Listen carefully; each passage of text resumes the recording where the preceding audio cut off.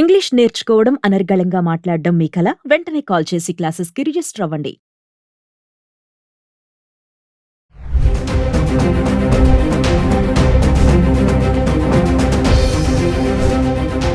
నమస్తే, welcome back to Suman TV. ప్రస్తుతం మనతో పాటు ఉన్నారు డాక్టర్ నంది రామేశ్వరరావు గారు. నమస్తే సార్. నమస్తే అమ్మ. సార్, యూఎస్ వీసా దరఖాస్తు చేసుకునే వాళ్ళకి ఎంబసీ ఒక రూల్స్ అయితే చెప్పింది. మనం చాలా వీడియోలో మాట్లాడుకున్నాము.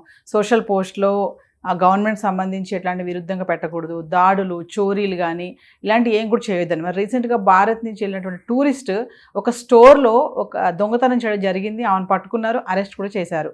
ఒక్కసారి మరి దీని నుంచి ఏం చెప్తారు సార్? ఈ సంఘటనను డిస్కస్ చేయడం మంచిది. డిస్కస్ చేస్తే అదొక అసాధారణ మెథడ్.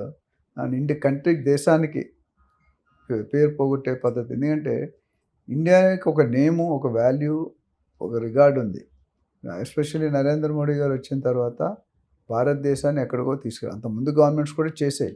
నరేంద్ర స్థిరంగా ఐ థింక్ 3 సార్లు ప్రైమ్ మినిస్టర్ అని నాకు ఉన్నంత వరకు తెలియదు. కంటిన్యూగా 3 times సీఎం, 3 times పిఎం అవ్వడం అంటే ప్రపంచం మొత్తంలో కూడా ఒక ఇండియన్ ప్రైమ్ మినిస్టర్ అంటే ఒక బ్రాండ్ ఉంది. ఏ ప్రాబ్లం వచ్చినా, ఎలా వచ్చినా, పాకిస్తాన్ ఇండియా యుద్ధం చూసాం మనం, ఎలాగైంది, ఎంత ప్రిపేర్డ్గా ఉన్నాం అనేది చెప్పామని. ఇక్కడికి వచ్చేసరికి ఏంటంటే ఈ సబ్జెక్ట్ అనేది చాలా ఎక్కడో వెళ్ళి టూరిజంకి వెళ్ళి 1 week 10 days 11 daysకి అక్కడ ఆ మహిళ, అది కూడా జెంట్స్ చేసినట్టు మహిళ చేయడం, భారత మహిళ అంటే ఒక పద్ధతి, ఒక వాల్యూ ఉంది, ఇండియన్ ట్రెడిషన్. అలాంటిది ఆవిడ 7 గంటలు దాదాపు రీటైల్ స్టోర్లు ఉంటాయి. ఇప్పుడు సీసీ కెమెరాస్ అన్నింటిలో ఉన్నాయి, కానీ తెలీదా? ఓవర్ కాన్ఫిడెన్స్ కాబట్టి 7 గంటలు తిరుగుతుంటే అప్పుడే వాళ్ళు మానిటర్ చేశారు. సో ఆల్రెడీ వాళ్ళు ప్లాన్ చేసి బయటికి వెళ్ళినప్పుడు పట్టుకుని అన్ని పక్కల బ్యాక్ డోర్, ఫ్రంట్ డోర్ అన్ని సెక్యూరిటీ పెట్టున్నారు. సో ఆవిడ 7 గంటల తర్వాత స్లోగా చూసుకొని $1,300 అంటే దాదాపు 1,100 అంటే $85 లెక్కేసుకుంటే ఎంత వాల్యూ అండి?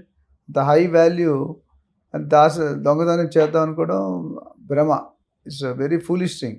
దానివల్ల ఆవిడకి ఎలాగా చెడ్డ పేరు వచ్చింది. మొత్తం దేశానికి ఎక్కడ వచ్చో ఇండియా, భారతదేశం అంటే భారతదేశం పరువు తీస్తుంది. లక్ష దీనికోసం పెద్ద ఏమవుతుందండి? ఇప్పుడు నేను అనేది అంటే అది మంచిది కాదండి, మంచిది కాదు అది. ఎందుకంటే ఎక్కడో టూరిజంకి వెళ్ళి ఇప్పుడు ఈవిడ ఒక్క పని చేసినందువల్ల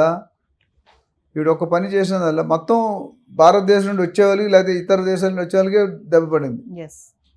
అంటే ఒక్క తప్పు చేస్తే 99 మంది శిక్ష పడుతుంది. ఒక wrong 99, 1 drop of lemon will break the pot of milk అని. ఇప్పుడు యూఎస్ ఎంబసీ ఏం చేశారంటే రూల్స్ టైట్ చేశారు. ఇటు పైన ఎవరైనా ఇలా దొరికితే వాళ్ళు పర్మనెంట్గా వీసా వచ్చే అర్హత కోల్పోతారు, శాశ్వతంగా అమెరికా రావడానికి ఛాన్సెస్ ఉండదు. ఎందుకంటే ఇలాంటి వాళ్ళని ఎందుకు ఎంకరేజ్ చేస్తారు? దొంగతనం చేయడం ఏంటి అసహ్యం? లేకపోతే డబ్బులు అయితే అడుక్కోవాలి, లేకపోతే నోరు మూసుకొని కూర్చోవాలి. ఇలాంటి ఇన్సిడెంట్ అయినట్టు చాలా బ్లడ్ బాయిల్ అవుతుంది మనకి. మనం ఏంటి ఒక పక్క దేశాన్ని బిల్డ్ చేయాలనుకుంటున్నాం, ఇంకోటి వచ్చి దేశాన్ని కొలాప్స్ చేయాలనుకుంటారు. కొంతమంది ఆ పాకిస్తాన్ కూడా ఇప్పుడు మిగతా వాళ్ళు కూడా తయారవుతుంది. ఇప్పుడు ఇండియాలో ఉండి ఇండియా అంటే తిన్నింటి వాసాలు లెక్కెడతారంట. కంట్రీలో ఉంటూ కంట్రీకి అన్యాయం చేయడం అనేది దౌర్భాగ్య స్థితి అది. సో ఈ యూఎస్ ఎంబసీ నవ్వు ఏం చేసినట్టే ఈ రూల్స్లో వీసా కానీ ఇచ్చినప్పుడు మేబీ నాకు తెలిసి టైప్డ్ కండిషన్లు పెట్టి ఇలాంటి పనులు చేస్తే కనుక you will be taken for a ride. And already జైల్లో పోలీస్ స్టేషన్లో పెట్టినట్టున్నారు. ఇప్పుడు నిన్న అమ్మాయి చేసింది. మరి పోలీస్ స్టేషన్ పెడతారు, రివ్యూ పెడతారు, కేసు పెడతారు, ఆర్గ్యుమెంట్ చేస్తారు. తర్వాత ఏమైతే జైల్లో పెట్టడం, లేదా పెనల్టీ వేయడం, బహిష్కరణ చేయడం ఏదో చేస్తారు. బట్ అది అవసరమా? Just for lack of rupees some few thousands ఆ పని చేయడం ఆ పేరెంట్స్కి ఇబ్బంది, ఫ్యామిలీకి ఇబ్బంది, కంపెనీకి ఇబ్బంది, ఆ కంట్రీకి ఇబ్బంది. అంటే ఇలా ఎందుకు చేస్తున్నారు అనుకోవచ్చు సార్? అంటే అక్కడ జాబ్స్ లేక మరి ఇక్కడ నుంచి అక్కడికి వెళ్ళి సర్వైవల్ అండి. ఇప్పుడు ఆంధ్రాలో, తెలంగాణలో చూసుకుంటే ఎప్పుడైతే మనకి జాబ్స్ లేవో దొంగతనాలు ఎక్కువ అవుతాయి, నక్సలైటిజం ఎక్కువ అవుతుంది. ఇప్పుడు కొద్ది తగ్గింది.